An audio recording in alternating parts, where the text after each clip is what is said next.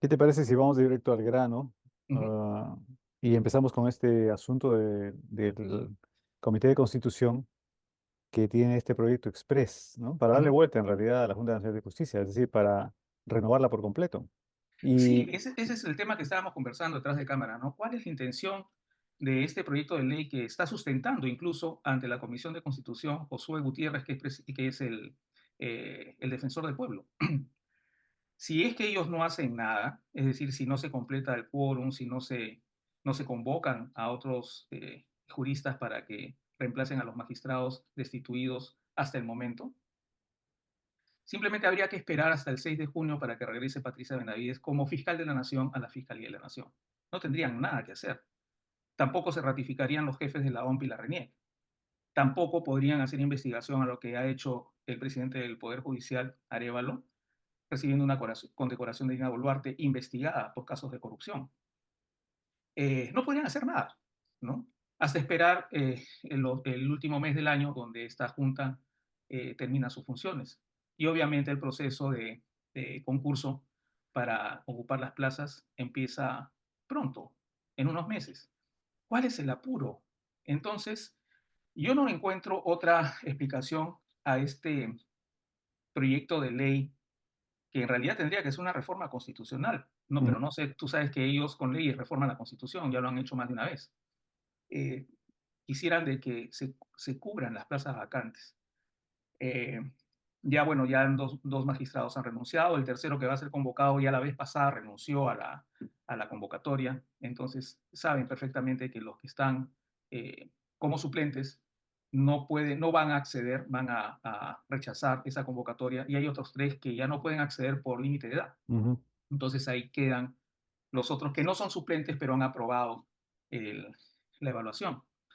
Entonces, eh, quieren copar eso, creo yo, porque deben tener información o deben sospechar o deben presumir, cualquiera de esas dos alternativas, o tres alternativas o todas juntas, que la Corte Suprema va a sentenciar sobre la cuestión de fondo y hay altísima probabilidad que regresen los magistrados eh, Vázquez y Tello a la Junta Nacional de Justicia. Y una vez que ingresen, lo único que tienen que hacer es votar.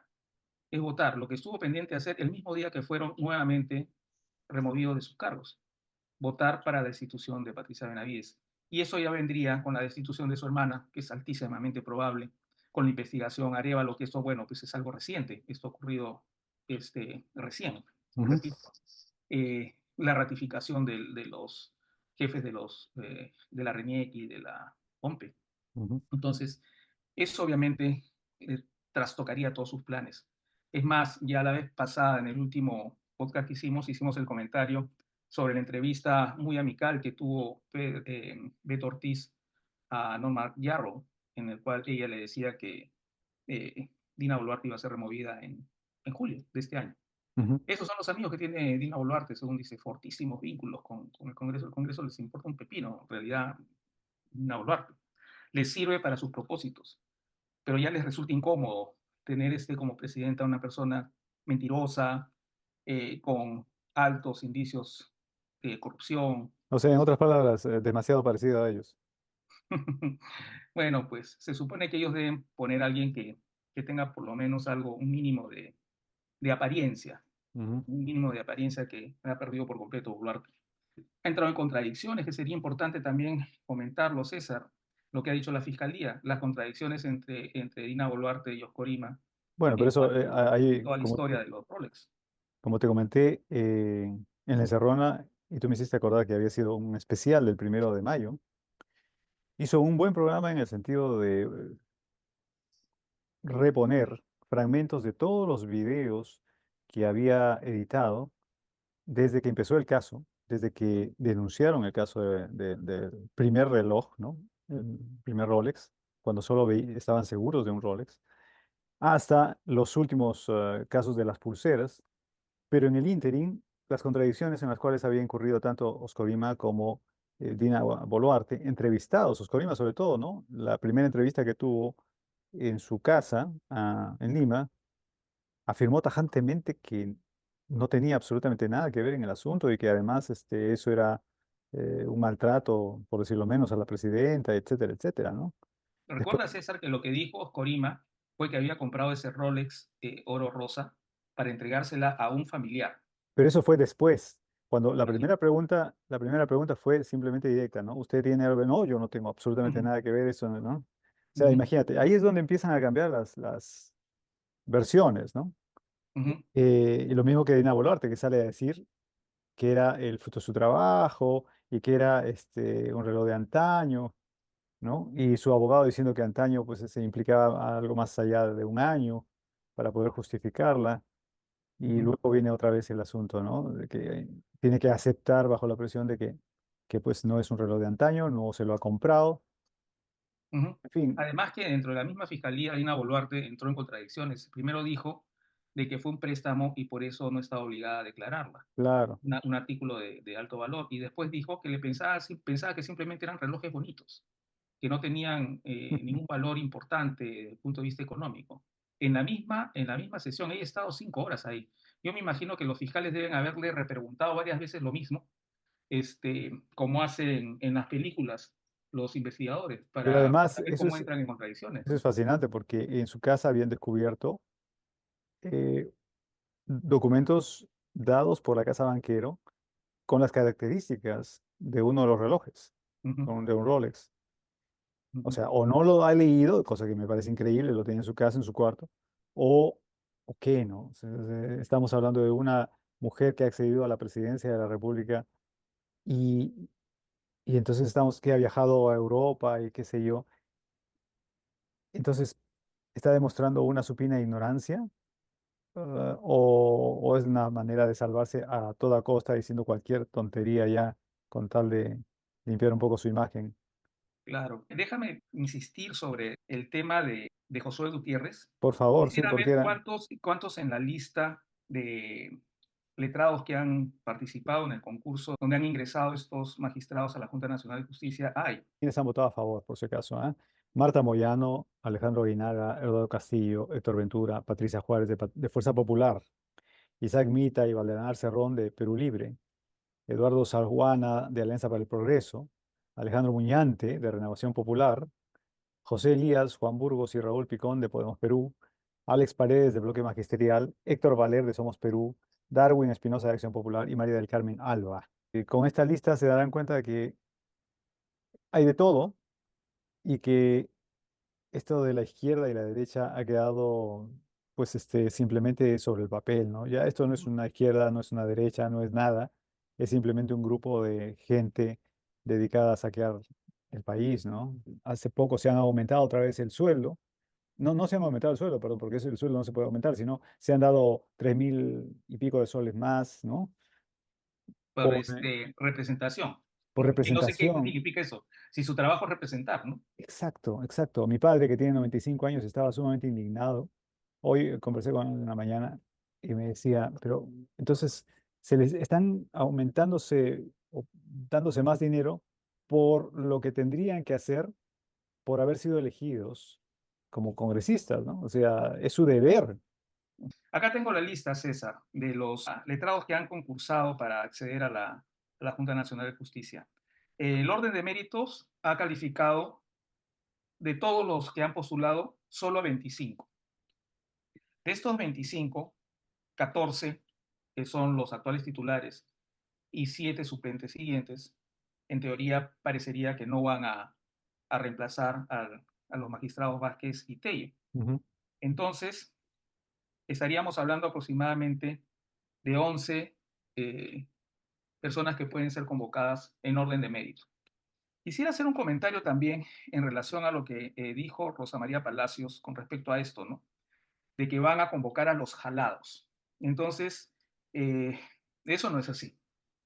Para empezar, de los suplentes han estado en el margen de los 70 puntos, entre 70 y tantos hasta casi 80.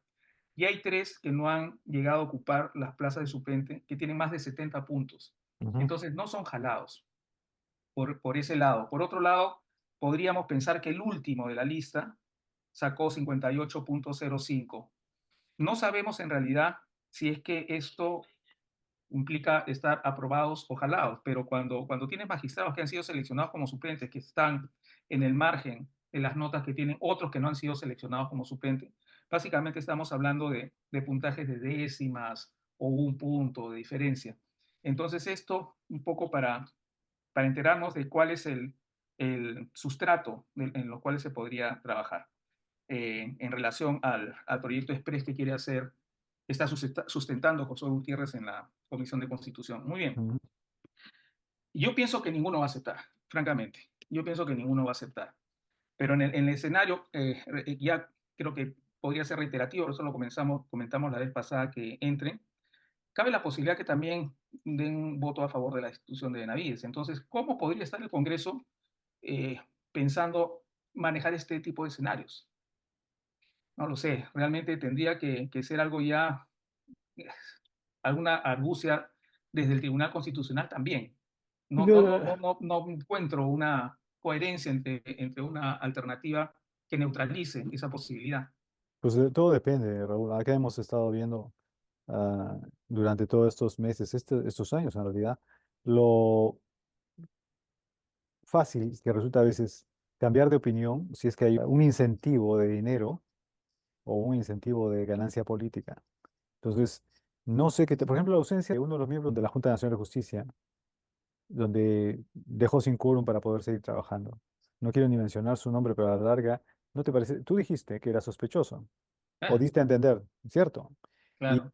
eso significa que si tenemos un montón de suplentes y un montón de gente que puede acceder al cargo, entre ese montón es posible, ni siquiera digo probable, ¿ah? Digo es posible que pueda hallarse gente comprable, ¿no?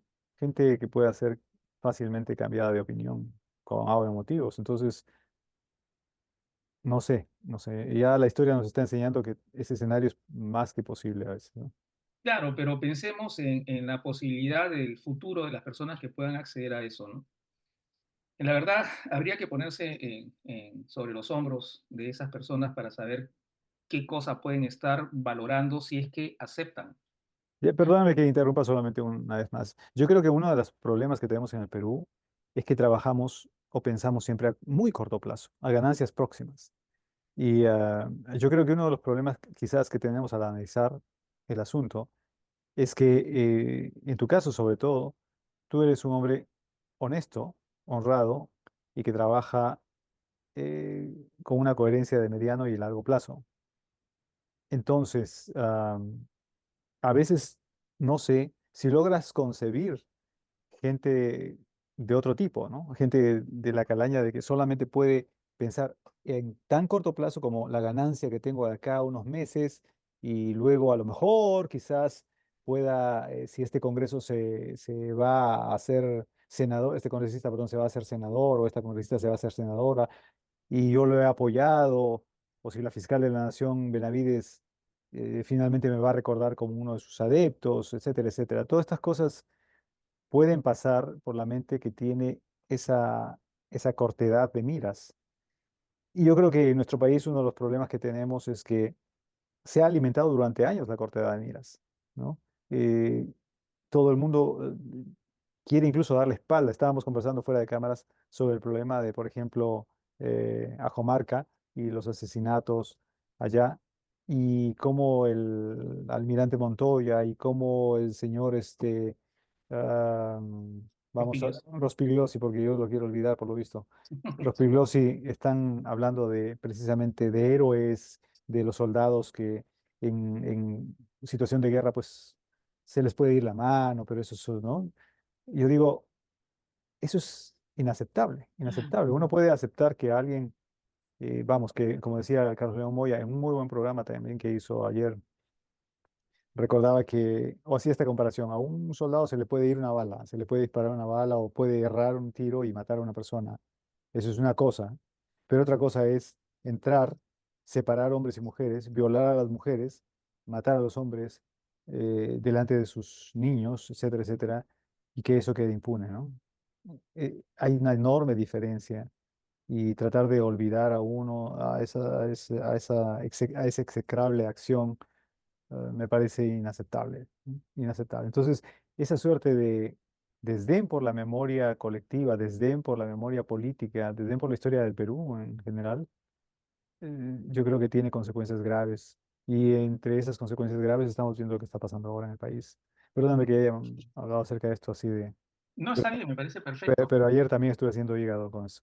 Claro que sí, no, pues, es perfecto. Pues es que ese es el tema. Hay toda una discusión en redes sobre el tema de la última película, La piel, ¿recuerdas el nombre? No. La piel temida. Sí, tú tienes eh, una ayuda de memoria estupenda. La piel temida, eh, donde pues se está hablando que prácticamente estamos hablando de apología del terrorismo con esa película. Entonces, hay una enorme diferencia entre lo que es eh, tener una actitud de apología al terrorismo con tener memoria de lo que ha sucedido. La Boca del Lobo sería otra película Por supuesto. que está honrando digamos, o tratando de conducir a la opinión pública a que tenga una opinión favorable al terrorismo. Esa película es extraordinaria. Es una de las mejores, creo, bueno, hay muchas que no he visto, pero de las que he visto me parece una de las mejores películas testimoniales de lo que ha pasado en el Perú Ujú. en la época del terrorismo. Mira, el problema también es cómo manejamos la memoria, ¿no? Recuerdo que en el año 2010, si mal no recuerdo, Vargas Llosa renunció, presentó una carta de renuncia a la dirección honorífica del Museo de la Memoria, ¿te acuerdas? Ujú, ¿Por qué? Porque precisamente los Piclossi, si mal no recuerdo, habían propuesto una ley para, en la práctica, amnistiar también a los militares que habían participado en esa época de él, ¿no?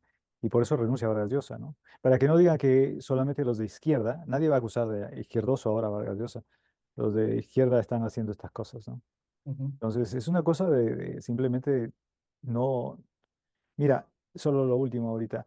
André Malraux, el novelista, escribió una estupenda novela dedicada a la guerra de Indochina y los abusos de los franceses en Indochina. Él era francés. Y él decía que si uno llega a comprender los actos humanos, ya no puede juzgarlos tan fácilmente. ¿M? ujú, Porque entiende que hasta el criminal más abyecto pertenece a la raza humana. Entonces, yo creo que ese es el gran temor en gran parte de mucha gente, ¿no? De que si llega a comprender a alguien, puede entender que también es un ser humano como él, ¿no? Y comprender los abusos de los militares, las barbaridades de los militares y las barbaridades de los senderistas al mismo tiempo puede ser un ejercicio muy difícil para mucha gente, pero creo que es necesario, ¿no? ujú.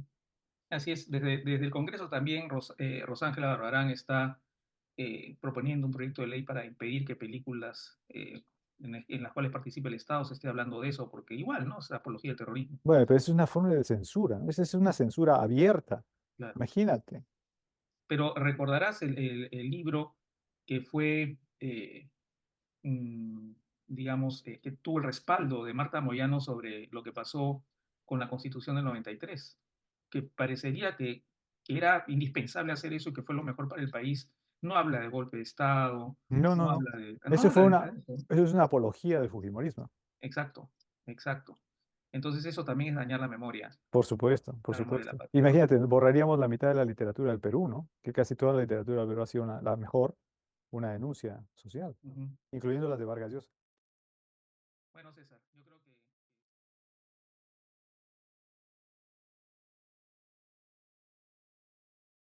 A Vargas Llosa, ¿te acuerdas tú cuando publicó La ciudad de los perros? claro. Quemaron los libros La ciudad de los perros en el Colegio Militar Leoncio Prado, donde él había estudiado, ¿no?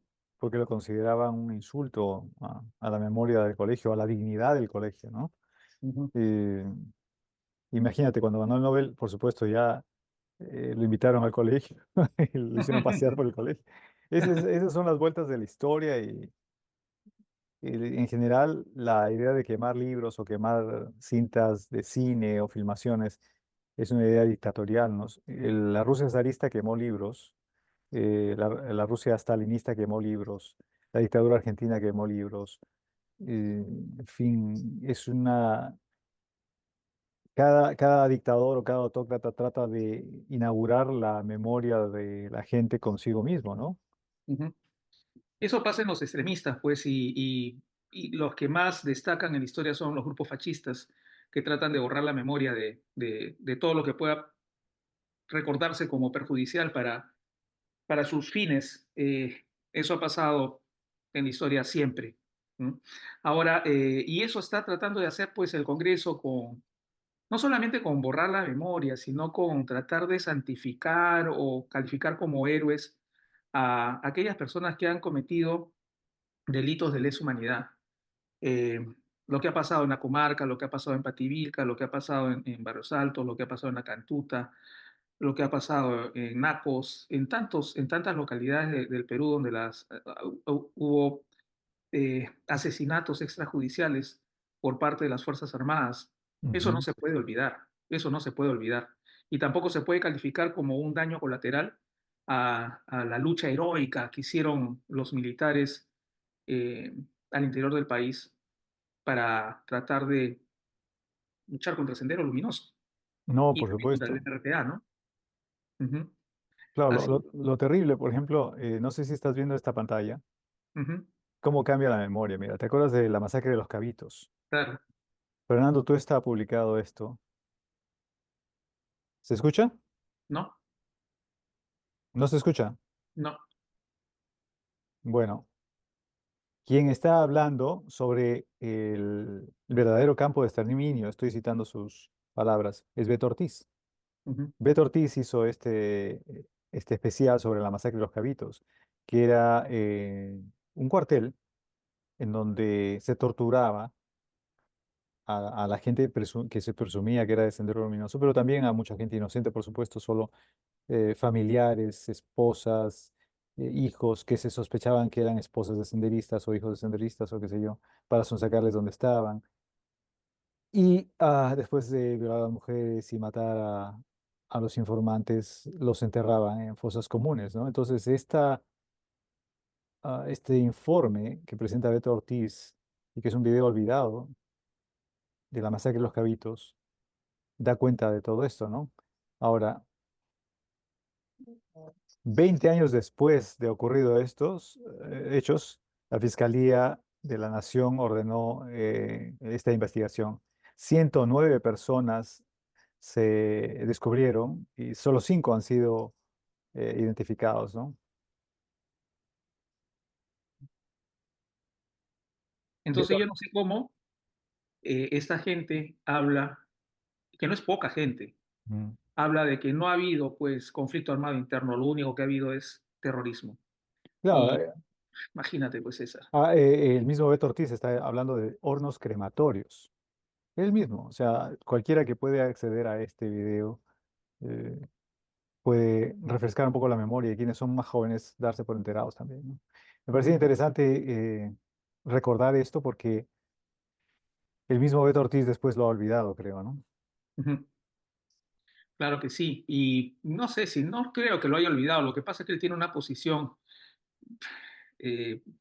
poco digna, en mi opinión, poco digna de lo que hace él, que es una persona culta, es una persona que tiene todos los elementos, no solamente de juicio, sino de tipo cognitivo para poder tener una posición que pueda enaltecer la labor periodística. Se ha pasado absolutamente a un bando con intereses mercantilistas, con intereses mafiosos, que son el brazo operativo periodístico de lo que pasa en el Congreso y de lo que está pasando en el Tribunal Constitucional, de lo que está pasando en la Defensoría del Pueblo. En fin, esa es una cosa que la verdad que yo no entiendo. Él Esto es es... que lo que ocurre es que la cultura no garantiza absolutamente nada, ¿no? Tiene que ver con, mira, una de las de los ejes de lucha de Albert Camus o de Bertrand Russell o de George Orwell. Estamos hablando de George Orwell, que era un izquierdista, era un socialista y que fue uno de los que atacó al estalinismo, denunció todo lo que se estaba haciendo mal en las izquierdas de todo el mundo y defendió las libertades. Lo mismo que Albert Camus, Bertrand Russell también. Ahora, pero piensa en Jean-Paul Sartre, que defendió el estalinismo. Lo acusó después, por supuesto, denunció los campos de concentración, sí, pero decía que de todas maneras eran momentos necesarios para el cambio de la historia, ¿no? Ujú. O sea, el problema, creo yo, es que la cultura, ¿cuántos nazis eran realmente cultos y mandaban a la cámara de gas a cuántos judíos? Porque, ¿qué significa ser culto? No significa conocer la historia o haber leído muchas obras de literatura o gozar de Mozart o Bach. Significa también hallar cierta sensibilidad, ¿no? Necesaria para comprender de que los seres humanos no tienen raza, ni color, ni sexo necesariamente para poder ser identificados como valiosos. Ujú. Y esa parte trasciende un poco la cultura de los libros. Tiene que ver con formación, ¿no? Con de qué familia has bebido esa cultura, ¿no? eh, Porque se puede llegar al nihilismo siendo muy culto, ¿no? Mencionaba a Camus porque Camus escribió todo un libro, León de Voltaire, El hombre rebelde, contra el nihilismo. ¿Qué significa el nihilismo? Porque una vez que, digamos que si el gran cuestionamiento de Nietzsche, ¿no? Si no existe Dios, mucha gente dice, bueno, si no existe Dios, entonces todo vale, porque ese era digamos, el juez del bien y el mal absolutos. Pero sin el juez del bien y el mal, el ser humano puede hacer lo que se le pegue en gana, ¿verdad? Pues contra esa lógica se alzó Camus, se alzó Bertrand Russell, por supuesto, y muchos otros, diciendo que eso era nihilismo y que de alguna forma no era necesaria la existencia de ningún ser divino para defender una ética o una moral del bien y el mal, porque tenía que ver con finalmente una suerte de egoísmo inteligente, ¿no? Ujú. Si finalmente le va mal a todo el mundo, es un caos y todo está siempre en peligro, ¿no? Hasta los animales lo sienten. Ujú. Ya hemos hablado de Franz de Waal y sus estudios sobre eh, eh, los monos, los chimpancés, los bononos, etcétera. Entonces, hasta ahí se encuentra rudimentos de ética. Pero en Ujú. fin, todo esto va por el hecho de que no siempre lo que definimos como culto o una persona culta eh, necesariamente conlleva a una buena persona. ¿No? Claro, pero si lo que ha hecho Beto Ortiz en ese reportaje, yo creo que parecería ser que no es el mismo Beto Ortiz que estamos viendo ahora, Mm, ¿no? mm, Así como Rospigliosi, cuando hablaba del Fujimorismo y de Keiko Fujimori y de todo lo que ha pasado en los años 90, no es el Rospigliosi que vemos ahora. Entonces, y eso no es como por ejemplo lo que ha pasado con Vargas Llosa, que él tiene una historia de origen izquierdista y que luego él narra que cuando fue a Cuba se desencantó de toda la ilusión que tenía él por esa ideología. Es muy diferente, ¿no? Obviamente que con él no podríamos ser tan objetivos cuando hablaba del Fujimorismo y de lo que hablaba después con respecto a Keiko Fujimori en las últimas elecciones. En fin, cuestionable, pero en realidad no es igual. Ha habido una posición completamente abismal entre lo que hacía Beto Ortiz y lo que hace ahora, y lo que hacía y decía Rospigliosi en una época y lo que dice ahora, de una manera absolutamente servil y por momentos repugnante, ¿no? La manera como se expresa y cómo se ha expresado de las protestas, cómo se ha expresado la gente de las protestas, ¿no? En fin, entonces, Perdón, solo para terminar con el tema, no le pasa solo a ellos, ¿no? Mucha gente que tú y yo conocemos y estimamos en muchos aspectos, pasa por el periodo este de desilusión, ¿no? Es como la persona romántica que de pronto ha tenido en un altar casi un amor o lo que sea, y de pronto sufre una decepción. Y esa decepción lo lleva al otro extremo, ¿no? A que ya ninguna persona vale la pena ser amada, ninguna persona, porque todo el mundo es traidor o qué sé yo. ujú, Mucha gente ha llegado a eso en política, ¿no? Una enorme decepción que se ha corroborado una y otra vez con tantos gobiernos y ya da igual todo, ¿no? Ya esto no tiene solución, la cosa es salvarse como uno pueda, etcétera, etcétera, ¿no? ¿Qué te estás metiendo en política? Eso no lleva a nada. Entonces, es un peligro muy grande, lo hemos conversado acá varias veces, porque si la gente buena no interviene en política, solo quedan precisamente esos cínicos que repito una vez más la definición de Oscar Wilde. El cínico es el que conoce el precio de todas las cosas y el valor de ninguna. Ujú, Eso es lo que ha quedado, ¿no? En nuestra historia. ujú. Y esto pues viene también a colación con, no solamente con darle el término de héroes a estos militares que cometieron estos abusos y estas violaciones de derechos humanos, estos asesinatos eh, horrendos que pasaron en la época del conflicto armado interno, lo que quieren hacer con Alan García. Eso es ya increíble, ¿no?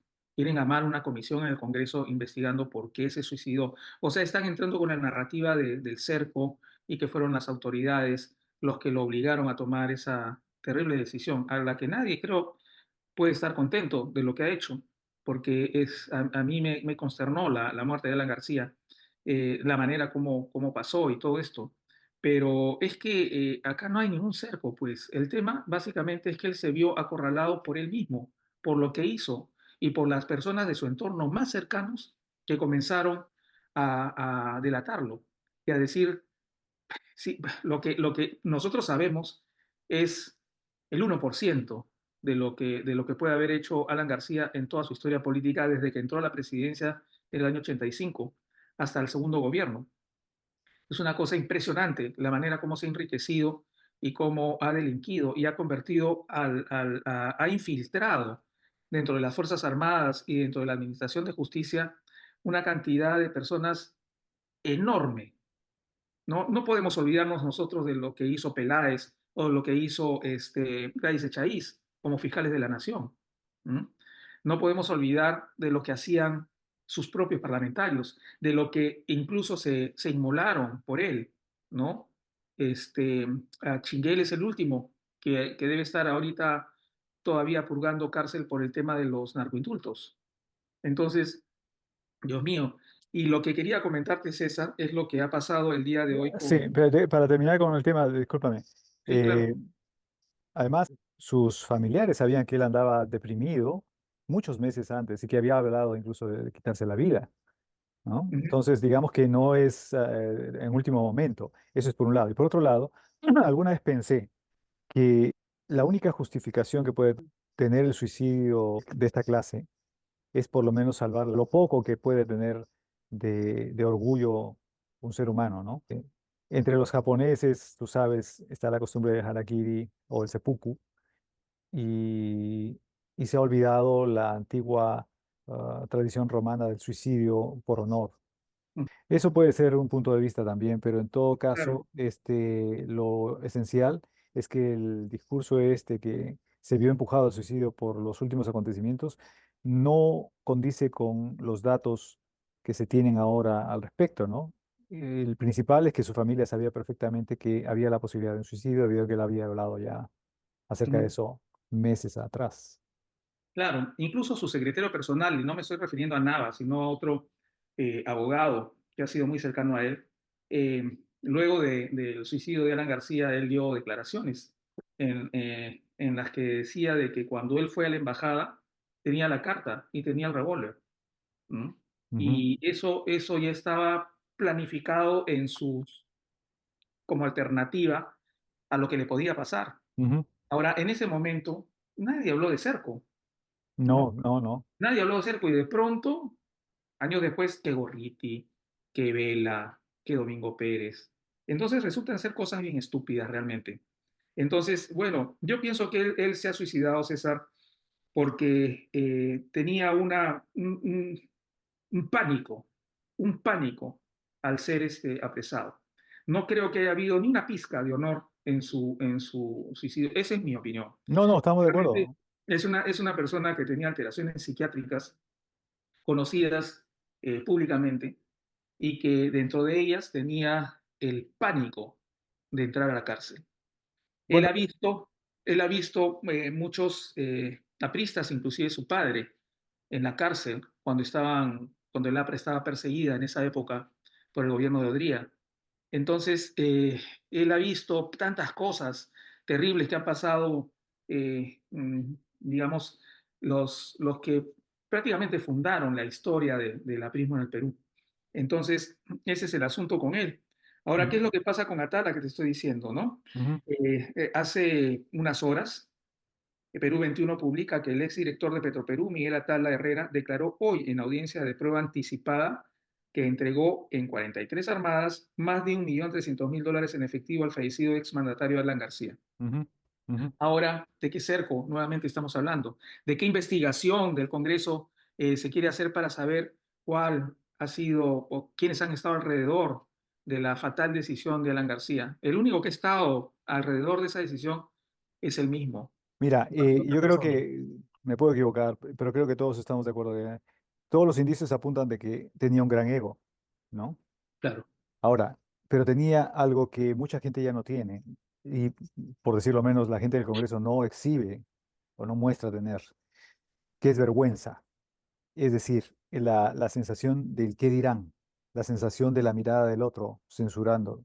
Una persona con un gran ego no soporta una mirada, pero además está el hecho de que socialmente la vergüenza es importante.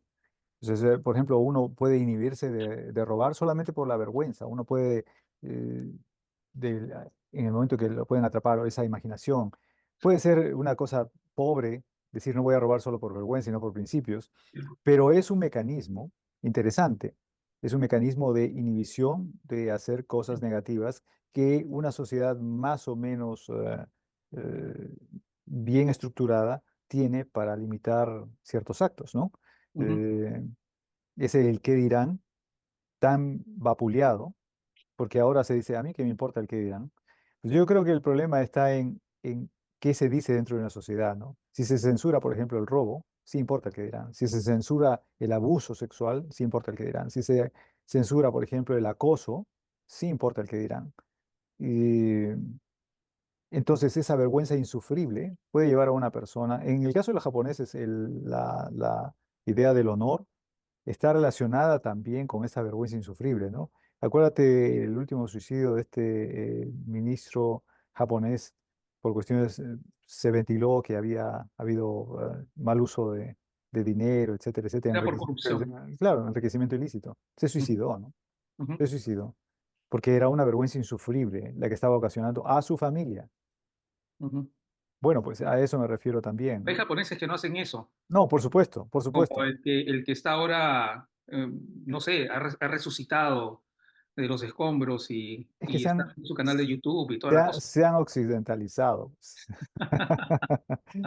Sí, porque Trump, por ejemplo, si vamos al ejemplo de Trump, lo último que ha sacado es que si no gana las elecciones puede haber violencia, ¿no? Eso Ujú, imagínate.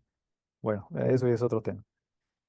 No, es Pero un tema muy interesante, es un tema muy sí, interesante que está pasando en las universidades de acá de Estados Unidos, en varios estados. Lo que ha pasado en UCLA también, o sea, la Universidad de California de Los Ángeles, que han habido enfrentamientos entre grupos a favor de Palestina y grupos a favor de Israel, han habido enfrentamientos que hasta la noche del día martes ha estado la policía tratando de dispersar el tema, ¿no? En Arizona, en Colombia, claro, ¿no? ahora hay que aclarar porque hay mucha gente que piensa que está bien que intervenga la policía y todo lo demás y los desbarate a todos. Depende, pues, ¿no?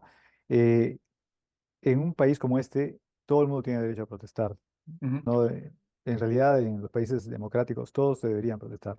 Es la manera, si se llega a la violencia extrema o una violencia peligrosa, entonces, claro, tiene la policía o las autoridades que intervenir. Pero una protesta con gritos, ollas o lo que sea, no tiene por qué ser inhibida, ¿no? Acá en la Universidad de San Diego ha habido también protestas un poco débiles, pero han habido también igual enfrentamientos entre israelitas, pro israelíes, perdón, porque no vamos a confundir con los israelitas, pro israelíes y los pro palestinos, ¿no? ujú, Bernie Sanders sacó un comunicado muy bonito, diciendo que muy además elocuente diciendo que no es ser antisemita decir que Netanyahu está cometiendo un crímenes contra la humanidad, ¿no? ujú, Que mantener a Gaza sitiada, fomentando la muerte de niños y mujeres, no es ser antisemita denunciar eso, y etcétera, etcétera, ¿no? No tiene ujú, nada que ver con el antisemitismo, tiene que ver con denunciar lo que está mal. ujú. Así es. Sí, pues bueno, César, yo creo que va a haber algún momento en comentar lo que va a pasar en las elecciones de este año, en donde se va a elegir el próximo presidente. La cosa no le viene muy bien a Biden, no Mm, le viene muy bien a Biden. Y el tema de Trump, bueno, yo no sé, la verdad que así como en el Perú hay gente que puede tener ideas absolutamente cuestionables de lo que debe ser el representante, el máximo representante del país, y votar por lo que tenemos en el Congreso, por ejemplo, también pasa acá en Estados Unidos, Ah, por pues, supuesto, sí, sí, sí. también pasa acá. Y es solamente su declaración, ya podría, qué sé yo, ¿no? Pues exceptuarlo de la posibilidad de que sea candidato. ¿Cómo puede ser que esté incentivando la violencia cuando es lo menos que se quiere en ese país, ¿no?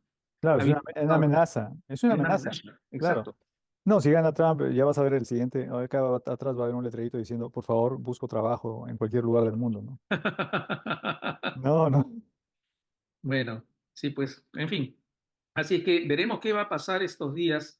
Estamos haciendo este programa grabado, probablemente hay algunos eventos que sucedan posterior a este programa y no lo tengamos tan actualizados para el día viernes, pero espero que este programa nos haga meditar, ¿no? El tema principal de todo lo que hemos hablado, César, para mí es cuál es la urgencia que tiene el Congreso para llenar los vacíos que han dejado los destituidos e inhabilitados temporalmente, Vázquez y Tello. ¿Cuál es la urgencia, no? Entonces, ya el tiempo nos dará la razón o nos la quitará, ¿no? Pero yo pienso que va por ese sentido.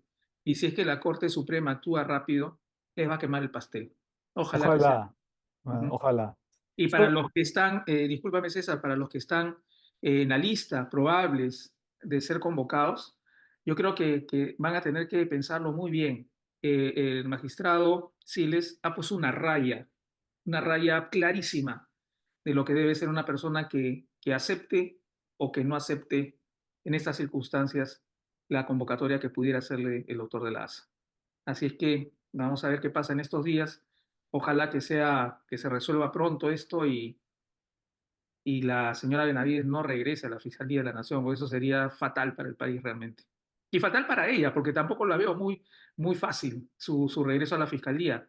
Otra cosa que faltaba comentar Ujú. es que probablemente por presión mediática, porque está saliendo a los medios la doctora Zoraida Ábalos, o qué sé yo, por lo que está sucediendo en el Poder Judicial, que debe estar bastante afectado con lo que ha hecho el Tribunal Constitucional, decidan sobre el amparo de Zoraida Ábalos. Y Zoraida Ábalos regresa a la Fiscalía, porque recordemos que la magistrada Zoraida Ábalos ha sido inhabilitada, no ha Ujú. sido destituida. Así es. ¿Mm? Si regresa ella a la Fiscalía de la Nación y están Pablo Sánchez, Villena y la doctora Delia eh, Espinosa. Espinosa, les va a ser muy complicado. Ahora, último, el que fue brazo derecho de su brazo corrupto que tenía en la Fiscalía, le está delatando, Ujú. ¿no? Está confirmando lo que ha dicho Villanueva, ¿no? El fiscal Guamán ha dicho que sí, él le ha entregado las carpetas fiscales de los congresistas a Villanueva por orden de Patricia Benavides, Así es. que obviamente eso es totalmente coherente con lo que ya ha declarado Villanueva, que era para cambiar, hacer una transacción mafiosa de archivo y vota por la destitución de Ábalos. Ujú. Así es que, sea cual fuese el escenario, no vemos nada que pueda hacernos pensar de que va a ser lo mejor, porque regresan Tello y Vázquez, pero está Tom Berry ahí. Y está el otro magistrado que ha entrado de Relancina. Y está la otra magistrada que ha sido ministra de Alan García. Sí, estamos en veremos como siempre, en la cuerda floja como siempre y en un escenario totalmente imprevisible. Totalmente imprevisible. Sí, pero otra vez, ¿no? Creo que la ciudadanía tiene que despertar del letargo, no dejarse ahora engañar. Y miren, ¿te acuerdas que hablábamos la vez pasada de estos tweets, estos memes acerca de la gente, las ONGs que denunciaban a las grandes compañías mineras, pero no a la minería ilegal, qué sé yo? Lo cual es una falsedad, eso simplemente es separar las cosas, editarlas y poner lo que conviene. Bueno, basta con mencionar que Acuña en el norte cada vez está develando más. Tiene una mano muy blanda con la minería ilegal. y que al parecer está recibiendo bastantes ingresos gracias a haber fomentado, no fomentado abiertamente, pero sí por lo menos haberse hecho de la vista gorda de muchos casos de minería ilegal ujú, en la región La Libertad, ¿no? Eh, y también quiero terminar recordando lo que he dicho y lo que hemos dicho acá, a lo mejor suena a que somos pro terroristas o pro senderistas o qué sé yo, lo cual es una ridiculez porque sabemos perfectamente y está documentado, y basta leer el informe de la Comisión de la Verdad también para notar claramente que Sendero ha ocasionado el baño de sangre en el Perú, ¿no? Pero eso no niega, ni quita, ni puede hacer olvidar la responsabilidad del Estado, porque ujú, nosotros somos el Estado, ¿no? Nosotros somos el Estado. Y por lo tanto, tenemos que asumir la responsabilidad de quienes han ejercido la fuerza cuando no deberían haberlo hecho en esa medida, ¿no? En el ujú, abuso de poder. Entonces, es una cosa que no tiene que ser confundida, ¿no? ujú, Cuando se habla de memoria, no quiere decir que se olvida el horror de una parte y solo se quiere recordar la otra. No. Y la idea es tratar de entender de que ha sido un encuentro horrible de dos facciones, una extremista delirante, totalmente desfasada con la izquierda moderna, y el otro caso, un abuso completo de poder en contra población indefensa, ¿no? En ujú. ambos casos, en realidad, contra la población indefensa, en ambos casos. No sé si me permites, quisiera compartir unas cosas. ¿Se puede ver? Sí. Kennedy dijo esto, ¿no? La ignorancia de un votante en una democracia pone en peligro la seguridad de todos. Esto le vale también a los norteamericanos con Trump, por supuesto, Ujú, pero nos tiene que hacer pensar en el escenario posible de las futuras elecciones, que están tan manipuladas, posiblemente nos quieran pasar gato por liebre en todas las casillas, ¿no? ujú, En ese caso, nuestra responsabilidad es mirar la letra pequeña, averiguar quiénes son los que se están presentando para poder votar con cierta coherencia, por lo menos, o no votar, ¿no? Porque yo también soy partidario de que la gente que tiene opciones horribles no puede ser obligada a votar. ujú, Y esto que dijo Bernard Shaw, ¿no? Los políticos y los pañales deben ser cambiados con frecuencia, ambos por la misma razón.